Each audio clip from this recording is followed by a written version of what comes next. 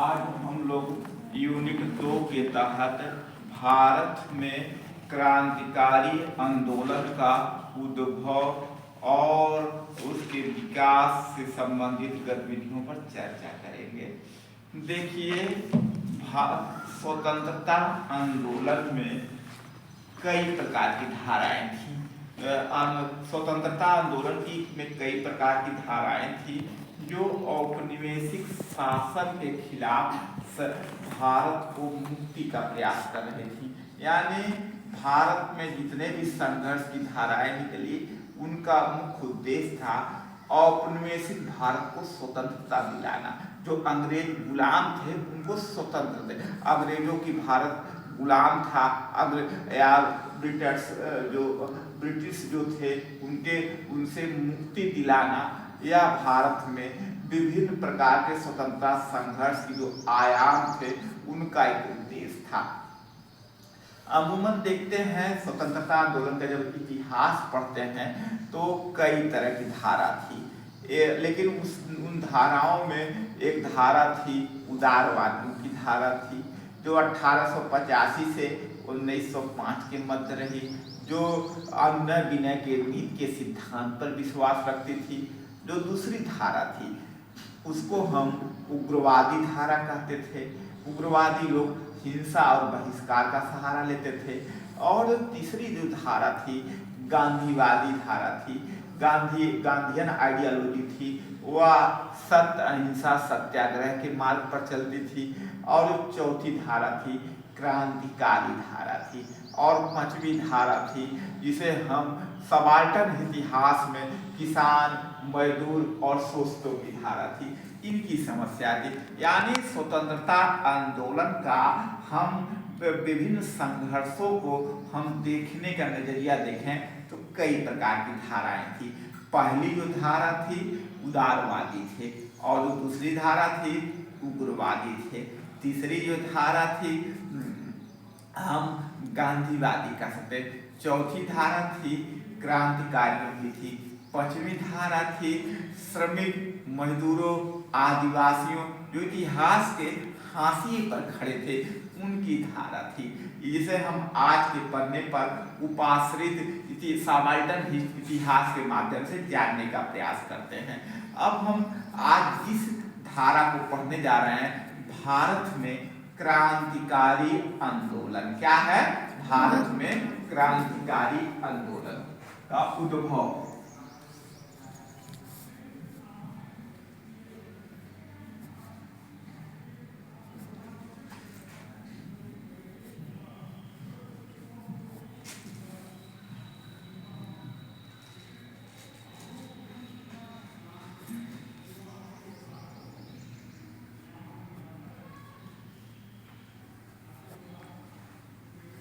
देखिए, भारत में क्रांतिकारी आंदोलन कैसी धारा थी? यह हिंसक गतिविधियों पर आधारित थी। कोई कहे, आपसे कोई पूछा जाए क्रांतिकारी आंदोलन किस पर आधारित था? हिंसक गतिविधियों पर आधारित था। हिंसक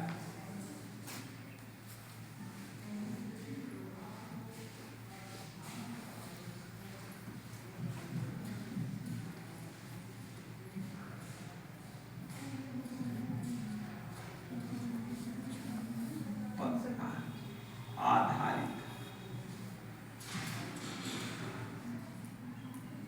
यानी एक लाइन पर हिंसक गतिविधियों क्या होता है? हिंसक गतिविधि क्या होती है?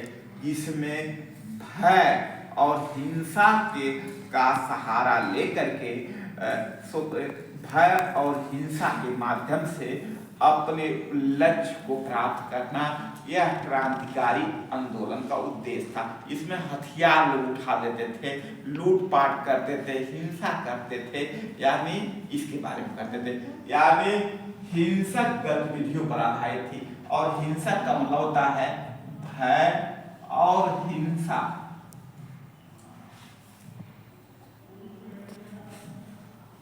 को आधार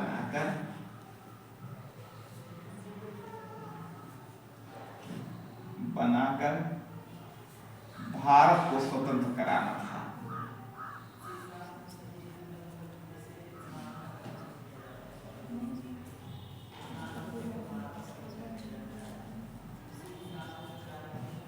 ठीक है, क्लियर हो रहा है आप लोग को? यानी कहने का तात्पर्य है भारत में क्रांतिकारी आंदोलन हिंसा गतिविधियों पर आधारित था, जिसका मुख्य उद्देश्य भय और हिंसा को आधार पर भारत को स्वतंत्र दिला कराना इसका उद्देश्य था। अब प्रश्न उठता है भारत में क्रांतिकारी आंदोलन क्यों निकला, कहाँ कहाँ निकला, कैसे निकला, अब हम इनको जानेंगे। देखिए भारत में क्रांतिकारी आंदोलन के उद्भव के कारण क्या थे, इसके मूल में जाइए। पहला प्रश्न आता है, सबसे बड़ा कारण था उदारवादियों से असंतोष। उदारवादियों से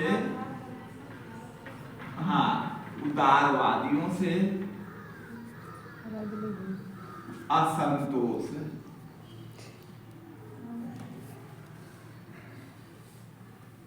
उदारवादियों से असंतोष। उदारवादी क्या कहते थे, अपनी बात को अनुनय विनय निवेदन के माध्यम से मनवाते थे, जिससे वो अंग्रेजों का भारत में शोषण बढ़ा और भारत में एक तबका यह मानने लगा सिर्फ अनुनय विनय या निवेदन के माध्यम से भारत अपनी बातों को हम नहीं मनवा सकते हैं और इसके लिए हमें ईंट का जवाब पत्थर से देना होगा। यानी क्रांतिकारी आंदोलन का सबसे बड़ा महत्वपूर्ण टॉपिक है ईंट का जवाब पत्थर से देना। ईंट का जवाब पत्थर से। इसलिए सरदार भगत सिंह ने कहा था, सर झुका सकते हैं, सर कटा सकते हैं, सर झुका नहीं सकते। यह सरदार भगत सिंह ने इसी बात को कमेंट किया था ना, यानी सर कटा सकते हैं, सर झुका नहीं सकते। यानी उदारवादियों का मुख्य उद्देश्य था ईंट का जवाब पत्थर से देना और दूसरा भय हिंसा हथियार के माध्यम से अपनी बात को मनवाना। उदारवादी लोग अनुनय विनय के सिद्धांत पर काम करते थे। ऐसे में उदारवादियों से आम जनता का विश्वास खत्म हो गया था, यानी उदारवादियों से मोह भंग होना। अब दूसरा कारण क्या था? दूसरा कारण था गांधी जी के द्वारा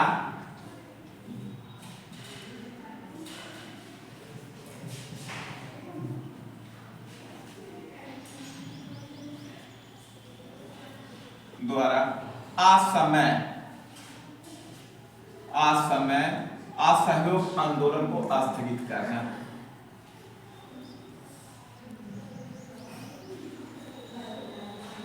आंदोलन को स्थगित करना है।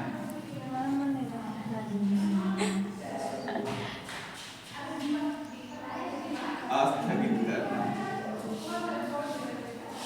यानी दूसरा कारण के रूप में जैसे गांधी जी ने चौरी चौरा कांड के बाद भारत में असहयोग आंदोलन को स्थगित कर दिया था। यानी भारत में असहयोग आंदोलन को स्थगित कर दिया था। गांधी जी ने चौरी चौरा की घटना के आधार पर असहयोग आंदोलन को स्थगित कर दिया।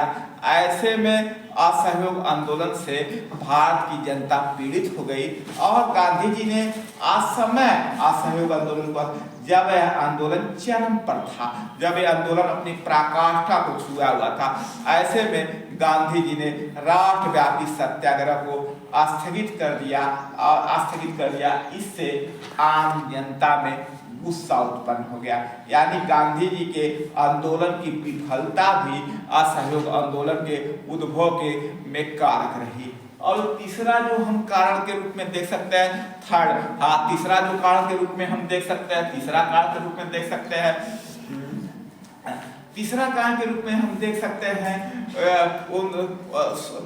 विदेशी प्रभाव को हम देखते हैं। विदेशी प्रभाव हम कैसे देख सकते हैं? 1917 में एक रूस में क्रांति होती है। रूस की बोल्शेविक क्रांति का प्रभाव, रूस की बोल्शेविक क्रांति का प्रभाव,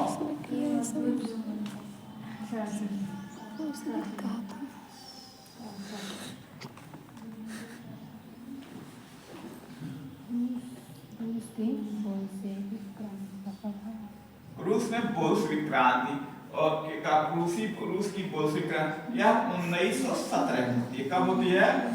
1917 में। इस क्रांति की खासियत कल हम बताए थे।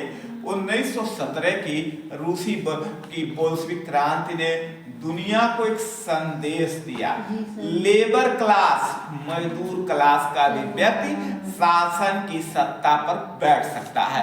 और 1917 की रशियन रिवॉल्यूशन का सबसे बड़ा इम्पैक्ट क्या था? इन्होंने 1917 की रूस की क्रांति ने दुनिया में जारशाही शासन का अंत किया। जारशाही शासन यानी सबसे महत्वपूर्ण पॉइंट है 1917 की रूस की क्रांति ने रूस में जारी लगभग 300 वर्षों से जारशाही शासन का अंत किया और लेनिन के नेतृत्व में स्थानीय सरकार का गठन हुआ। यानी कहने का तात्पर्य है 1917 और जो जार रूस के शासक खिलाफ संघर्ष किए थे वह निहिलिस्ट थे, जो हथियारों के माध्यम से संघर्ष किए थे। इसका प्रभाव भारत में दिखता है। और जो चौथा काल के रूप में हम देख सकते हैं, अंग्रेजी नीतियों से, अंग्रेजों के शोषण से भारत की जनता में गुस्सा था। यानी अंग्रेजों ने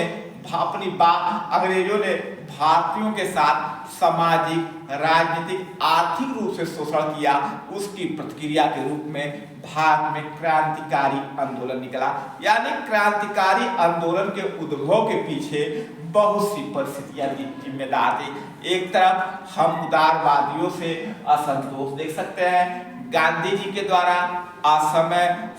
असहयोग आंदोलन को स्थगित करने की बात हो सकती है। 1917 की रूस की बोल्शेविक क्रांति, जिन्होंने उस क्रांति को नया रूप दिया, सर्वहारा वर्ग, किसान और मजदूरों का वर्ग ने इसका नेतृत्व दिया। अब इस क्रांति के फलस्वरूप वहां पर यूरोप के देशों में एक नई व्यापारिक बदलाव का, उसका भी प्रभाव भारत में हुआ। भारत में सत्येंद्रनाथ क्या नाम था, सत्याभक्त जो थे आपके, उसके बाद सिंगार बेलूच चेट्टियार थे, ये सारे लोग रूस जाते। मानवेंद्र नाथ राय, ये सारे लोग सोवियत संघ जाते हैं और कोमिंटर्न संघ में भाग लेने के लिए। इसके बाद उनका भी प्रभाव भारत में दिखता है। यानी कहने का तात्पर्य है 1917 की रूस की बोल्शेविक क्रांति, गांधी जी के द्वारा असहयोग आंदोलन को स्थगित करना, उदारवादियों से आम जनता का विश्वास का समाप्त होना और ब्रिटिश शोषण के खिलाफ जो गतिविधियां थी उनको एक नया अमली जामा पहनाना क्रांतिकारी आंदोलन का उद्देश्य। क्रांतिकारी आंदोलन भारत में हिंसक गतिविधियों पर आधारित आंदोलन था। आप एक लाइन में समझ लें, क्रांतिकारी आंदोलन भारत में हिंसक गतिविधियों पर आधारित आंदोलन था, जिसका मुख्य उद्देश्य था भय और हिंसा के माध्यम से भारत को ब्रिटिश साम्राज्य से मुक्ति दिलाना था।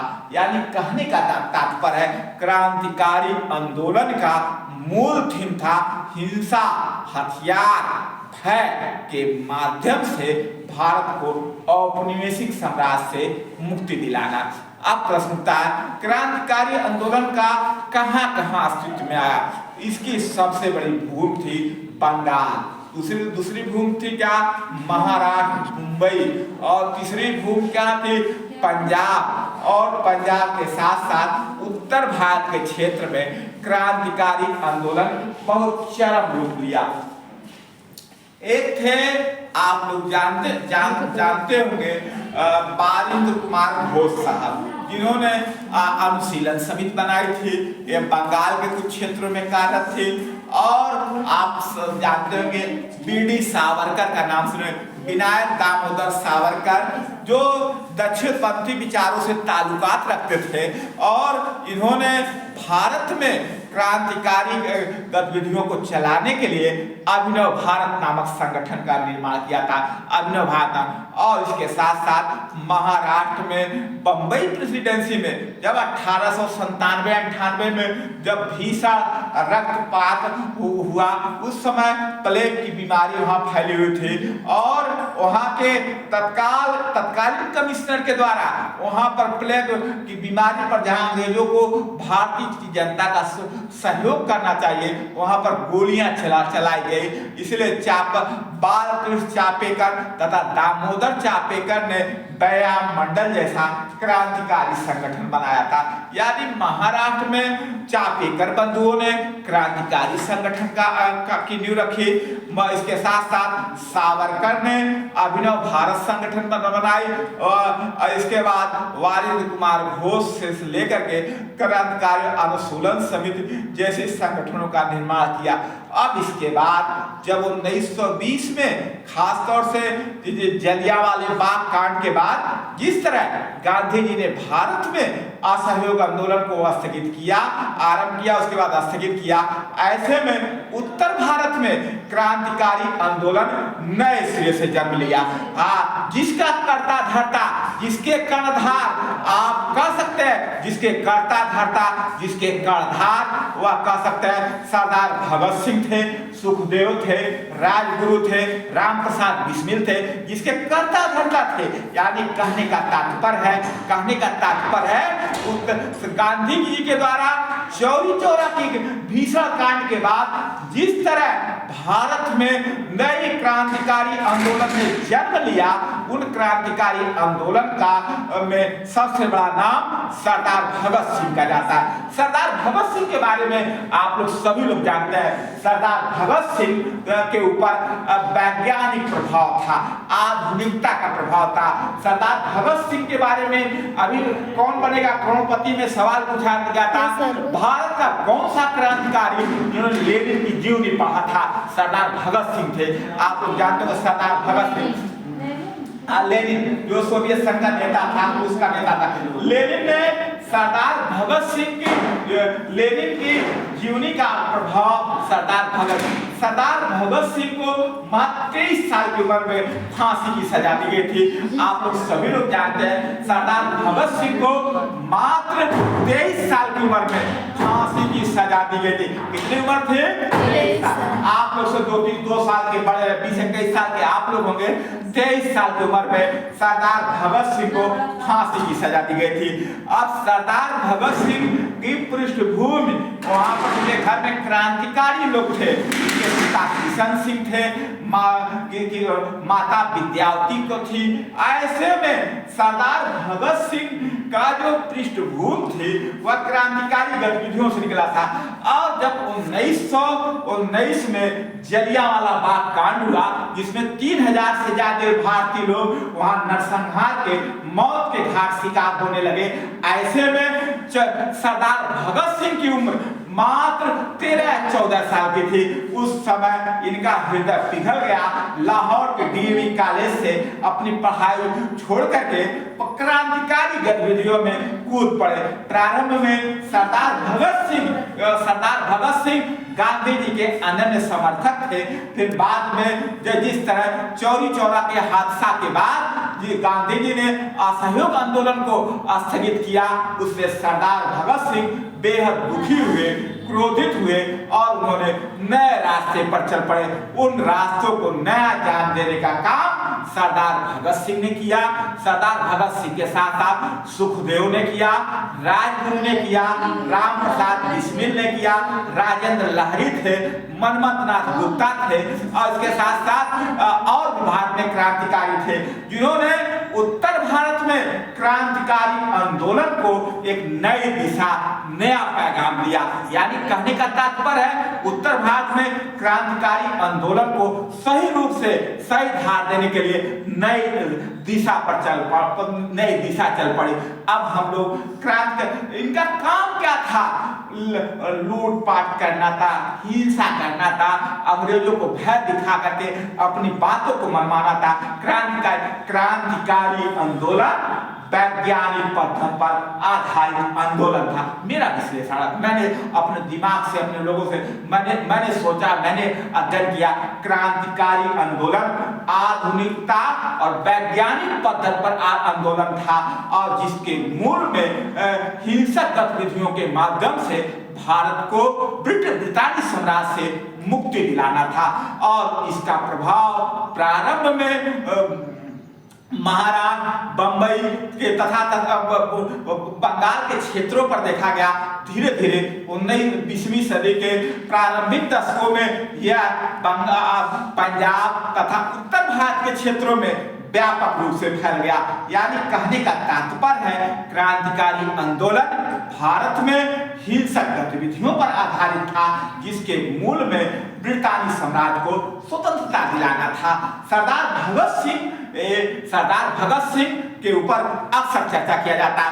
आपने है भी, सरदार भगत सिंह ने जिस गतिविधि को अपनाया था उनका प्रभाव सोवियत संघ के ऊपर देखा। सोवियत संघ में जो निहिलिस्टों ने जारशाही शासकों के खिलाफ संघर्ष किया, वही प्रभाव सरदार भगत सिंह के ऊपर देखा जाता है।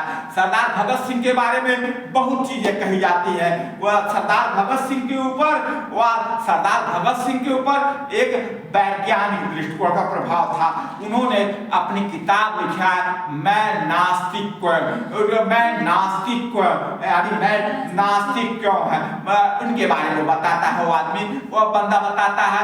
और दूसरा चीज है, सरदार इसके साथ साथ क्रांतिकारी गतिविधियों ने 1924 में हिंदुस्तान रिपब्लिक एसोसिएशन बनाते हैं और जिसके बैनर तले 9 अगस्त 1925 को काकोरी का कांड होता है। काकोरी यही कानपुर के समीप का स्थान है और 9 अगस्त 1925 को होता है।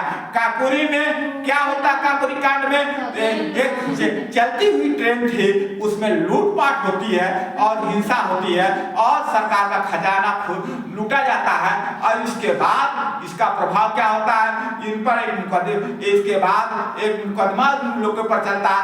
5-6 लोगों को दोषी ठहराया जाता है। इसमें चंद्रशेखर आजाद तो भाग निकलते हैं, राजेंद्र लाहिड़ी साहब थे, इनको गोंडा की जिला जेल में बंदी बना लिया गया। फिर इसके बाद अशफाक उल्लाह खां थे, शाहजहांपुर की जिला जेल में बंदी बना लिया गया। इसके साथ साथ रोशन सिंह थे, उनको काला इलाहाबाद की जिला जेल में बंदी बना लिया गया। राम प्रसाद बिस्मिल थे, गोरखपुर की जिला जेल में बंदी बना लिया गया और उनको बाद में सबको फांसी की सजा दे दी जाती है।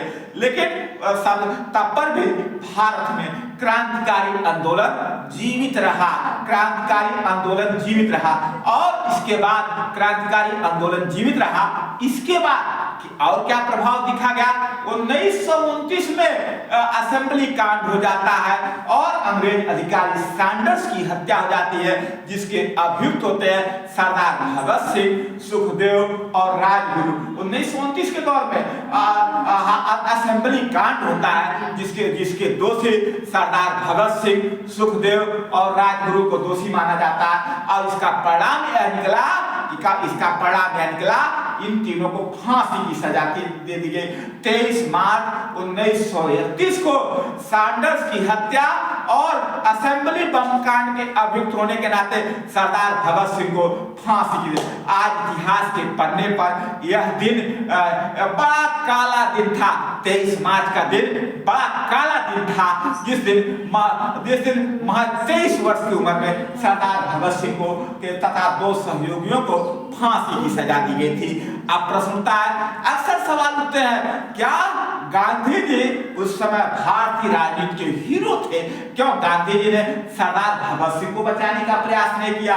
हमारे भी राजनीति के प्रश्न है। सरदार भगत सिंह को अक्सर चर्चा होती है, गांधी जी और सरदार भगत सिंह में दोनों देशभक्त थे, कोई दो राय नहीं। गांधी जी का नजरिया कुछ और था, सरदार भगत सिंह का नजरिया कुछ और था, माध्यम अलग अलग थे। जहां गांधी जी अहिंसक, बिना हथियार उठाए, बिना रक्तपात किए, बिना हिंसा के सहारे भारत को स्वतंत्र कराना चाहते थे, अन्य सत्याग्रह के बल पर। वहीं सरदार भगत सिंह हिंसक गतिविधियों के माध्यम से सहारा लेते थे। गांधी जी और सरदार भगत सिंह के बीच बुनियादी मतभेद था, लेकिन इसके बावजूद भी गांधी जी ने इरविन के समक्ष प्रश्न उठाया, लेकिन इरविन ने कुछ शर्तें तो मान ले, लेकिन काश सरदार भगत सिंह, सुखदेव और राजगुरु को फांसी की सजा को माफ कर राष्ट्रपिता नहीं, इस राष्ट्र का क्या दर्जा गांधी जी को मिला होता, आज गांधी जी के सबसे बड़ी असफलता के रूप में देखा जाता है। सरदार भगत सिंह, सुखदेव और राजगुरु को फांसी की सजा गांधी जी क्यों नहीं माफ करा पाए? आज इतिहास के पन्ने पर मौन है, इतिहास मौन है। इस पर क्या कहना चाहिए? गांधी जी ने तो प्रयास किए थे, सारे इतिहासकारों ने कहा था, लेकिन इस पर क्यों नहीं माफ हुआ? इरविन ने क्यों नहीं अधिकांश बातें मान ली? लेकिन इसके बाद सरदार भगत सिंह, सुखदेव और राजगुरु की फांसी के बाद भारत में क्रांतिकारी आंदोलन कर दिया।